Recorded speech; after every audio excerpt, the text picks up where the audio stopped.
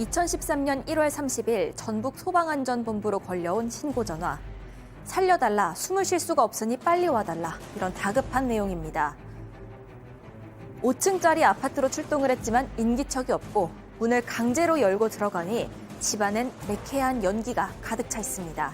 신고자는 현관 쪽에 쓰러져 있는 이 집안의 둘째 아들. 이 남성은 목숨을 건졌지만 부모님은 작은 방에서, 큰아들은 큰 방에서 안타깝게도 이미 숨진 채 발견이 됩니다. 오늘 사건연구소는 숨진 일가족 그리고 유일한 생존자를 들여다봅니다.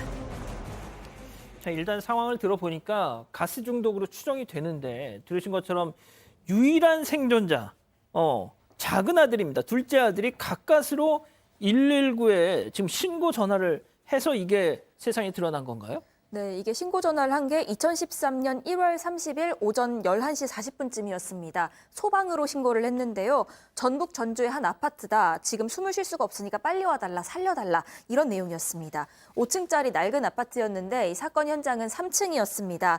인기척이 없어서 소방이 문을 개방하고 들어갔는데 온 집안에 매캐한 연기가 가득 차 있습니다. 신고자는 이 집에 24살 난 작은 아들이었는데 현관 쪽에 쓰러져 있었습니다.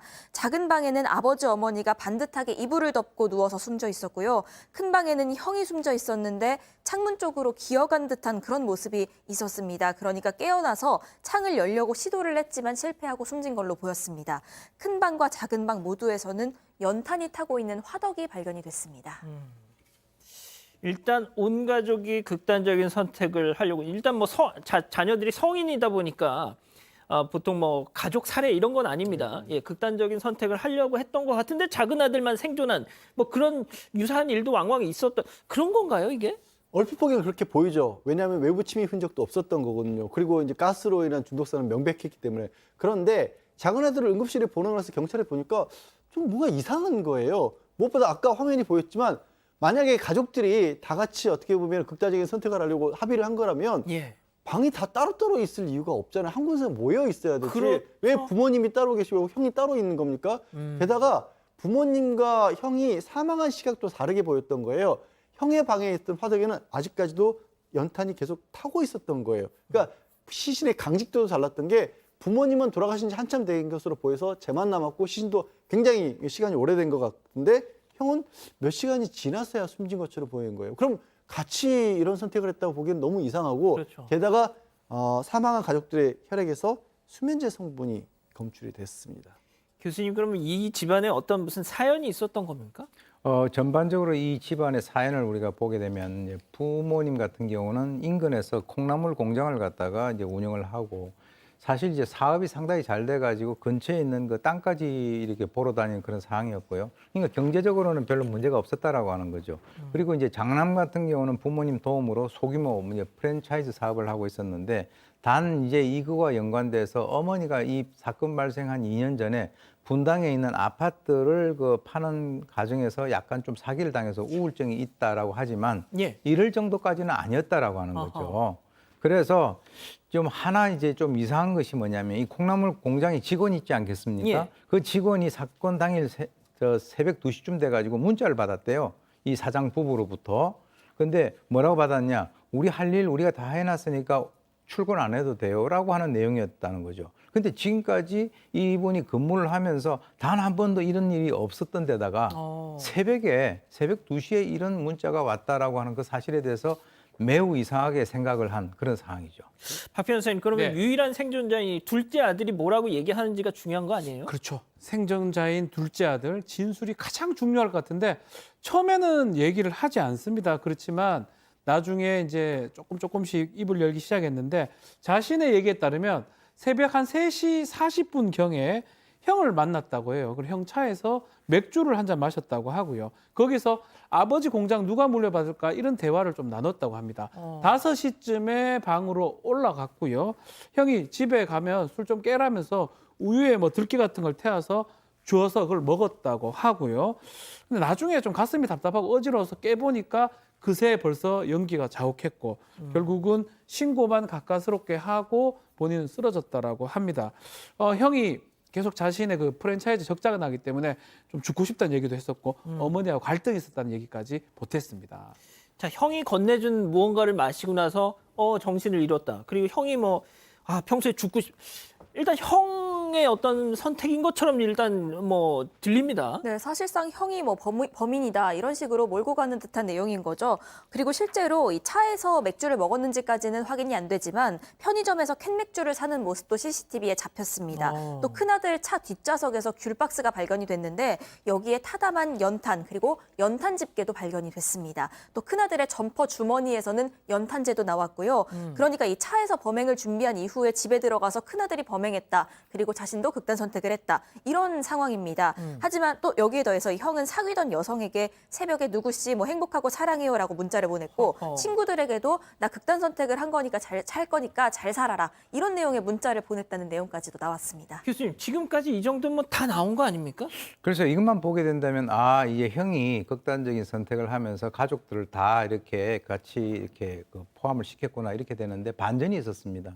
예, 경찰이 그렇게 이렇게 만만한 그런 상황이 아니죠. 그렇죠. 수사를 하면서 나온 건데 큰아들 짓이라고 단정할 수 없는 그런 상황이 나왔다는 거죠. 왜 그러냐면 큰아들이 사귀던 그 여성이 경찰 조사에서 막 울면서 아니 사업도 잘 되고 하는데 무슨 극단적인 선택이냐 이런 식으로 문제 제기를 한 것이고요. 예. 결정적으로 그날 새벽 3시까지 자기가 형하고 같이 차 안에 있었다는 거죠. 그러면 이 동생이 얘기하는 새벽 4시 40분에 차 안에서 맥주 마셨던 그 40분 전에 있었다는 건데 그 당시에 김밥을 사가지고 뒷좌석에 올려놨지만은 어디에도 연탄 집게가 들어있는 귤박스를 갖다 보지 못했다. 이렇게 진술을 했고요. 그리고 이제 이 큰아들이 사귀는 이 여성에게 대해서 평소에도 내가 지금 힘들어 죽겠다 하는 이런 얘기를 갖다가 한 적이 없다라고 하는 그런 진술을 받아냈습니다. 일단 여자친구의 진술만 나왔는데 뭔가 더 좀 센 게 있어야 될 것 같은데요. 그렇죠. 뭔가 이렇게 주변을 살피다 보니까 이상한 기록이 하나가 발견이 됐습니다. 사건이 있기 22일 전에 이 집에서 가스 중독 신고가 들어왔다는 겁니다. 그래서 부모님이 치료를 가서 병원에 갔었고요. 작은 아들도 치료를 받았다고 하는데 도시가스를 쓰던 집이었기 때문에 이 시설에 문제가 있는가 점검을 했는데 시설은 이상이 없었다라는 거죠. 그리고 조금 전에 연탄 집게 같은 것들이 있는 차 안에서 봤다라고 해서 경찰에서 그러면 이 차량들을 다 점검을 해봐야겠다라고 해서 조사를 하려고 했는데 이게 이상하게 다른 사람들이 가지고 있어 사용했던 차는 순순하게 내주는데 작은 아들이 썼던 차는 차 열쇠를 찾기를 찾을 수가 없다라고 해서 안 주는 거예요. 근데 상중이고 부모님 돌아가시는데 재촉할 수도 없지 않습니까? 그래서 예. 상이 끝나기를 기다렸는데 상이 끝나고 가져온 차가 세차를 깨끗이 해와서 가져온 겁니다. 박 변호사님, 세차. 저도 이제 상을 치러봤지만 부모 상을 치러봤지만 진짜 그 정신 없잖아요. 그렇죠. 세차할 정신이 어디 있습니까? 그 부분을 이제 경찰 수사기관에서는 좀 유심히 본 것 같습니다. 결국 그 세차한 차량을 정밀 감식을 해보니까 정말 점 하나, 검정색 점 하나인데 그게 연탄가루 점 하나가 발견이 됩니다. 세상에. 또 그리고 트렁크에 슬리퍼가 있었는데 슬리퍼에도 연탄가루가 좀 묻어 있었고요. 게다가 형이 이제 우유 같은 거 사줬다 하는데 예. 우유값에는 동생의 지문만 나와 있고요. 작은 아들 지문만 나와 있고. 근데 이제 결정적인 거는 사건 발생 나흘 만 2월 3일 새벽에 이 작은 아들 친구가 고민 끝에 경찰에 결정적 제보를 합니다. 사실 그 도중에 작은 아들이 이런 얘기를 했다고 해요. 예. 장례식 도중에 사실 부모님 살해하고 형하고 동반자 살해를 하려고 했는데 실패를 해가지고 자신만 살아남게 됐다. 그래서 연탄가루 같은 것도 좀 치워야 되는데 네가 그거 좀 치워줄 수 있느냐. 차량하고 오피스텔에 연탄가루가 있으니까 좀 치워달라고 부탁을 했다라고 하는데 이 친구 같은 경우는 차량은 그걸 치우면서 세차를 했는데요. 이제 문제는 오피스텔 같은 경우는 좀 깨름직해서 하기가 어려워서 이거는 좀 망설이니까 그때 작은 아들이 실토를 합니다. 사실 이거 나 혼자 한 거다. 형은 상관없다. 좀 도와달라고 하면서 범행을 털어놨다라고 경찰에게 밝힙니다. 들으신 것처럼 유일한 생존자에서 결국 범인, 이 차남, 부모와 형을 살해한 희대의 페류나로 드러났습니다. 자, 현장 검증 당시 모습 준비되어 있는데요. 보고 가시죠. 여기서 화덕 구입한 게 맞아? 네. 여기서 구입한 것이 화덕하고 뭐죠? 번개탄이에요? 범행하기 며칠 전에 그 구입한 거예요? 정확히는 기억이 없어요? 어머니 아버지가 저를 타자 달라고 했어요. 그게 원래 타자 있었어요. 타자 있는데 그거를 갖다 달라고. 미리 타놨었단 얘기예요? 네, 수면제를? 네. 하나만 갖다 드려요. 하나는 직접 드시고요. 자, 도대체 왜? 네, 바로 긴급 체포를 했고요. 왜 그랬어? 물어보니까 이 아들 어떻게 아셨어요? 라고 나옵니다. 그리고 자백을 하기 시작을 하는데 이 살해 동기에 대해서는 아버지 탓을 합니다. 군인 출신이었는데 아버지가 강압적인 태도를 보였고 늘 손찌검을 했고 인격 모독을 했다. 이렇게 진술을 했고 형이랑 차별 대우를 받았다는 겁니다. 1월 초에 첫 번째 시도를 했는데 그때는 부모님이 깨어나서 실패했고 예행 연습까지 한 뒤에 이 깨지 않도록 가족들에게 수면제 타서 먹인 다음에 범행을 저질렀다고 자백을 했습니다. 그리고 형 옷을 입고요. 형 차에 연탄을 가져다 놓아서 형을 범인으로 몰았던 겁니다. 자, 양 변호사님, 어떤 죄값을 받았습니까? 1심에서부터 무기징역을 받았습니다. 뭐 1심 판결문가 이렇게 얘기를 해요. 이 천인 공노할 짓이다. 이 가정불화로 범행 동기가 있다 그런데 이거 더 추가적으로 검토해야 된다라고 했고 2심에서는 이거 거액 보험금 수익까지 노린 것으로 보인다고 해서 무기징역을 그대로 유지했고 확정이 됐습니다. 교수님이 마지막으로 짧게 좀 부탁드립니다. 예. 사실 아들이 이 범행 동기에 대해서는 아까 쭉 얘기했지 않습니까? 군인 아버지가 뭐 강압적 태도로 자기를 무시하고 했다. 또 뭐 차별 대우했다. 그런데 또 한 번 그 가족들을 갖다가 나쁜 사람으로 만드는 거죠. 그 당시에 수사를 할 때 경찰에서는 이렇게 얘기를 했어요. 보험에 대해서 알아본 적이 없고 전체적인 어떤 가정의 돈의 규모, 본인이 유산을 받을 수 있는 그 규모에 대해서 잘 모른다 이렇게 얘기를 갖다 했는데요. 그래서 이유를 그거로 했는데 법정에서는 이거는 보험금이라든가 재산을 노리고 한 범죄다라고 이렇게 결론이 났거든요. 저는 개인적으로 봤을 때 돈 때문에 그랬어요 라고 하는 그 얘기를 끝까지 안 한 겁니다, 이 사람이.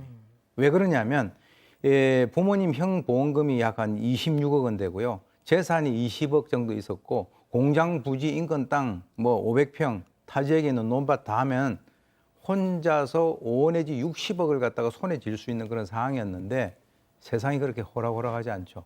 자기 가족들을 그렇게 비명에 가게 하고 그 돈을 갖다가 자기 손에 잡기는 어려웠습니다.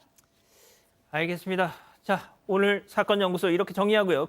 이 사건의 진실을 추적하고 싶으십니까? 그렇다면 사반 채널을 구독해 주세요.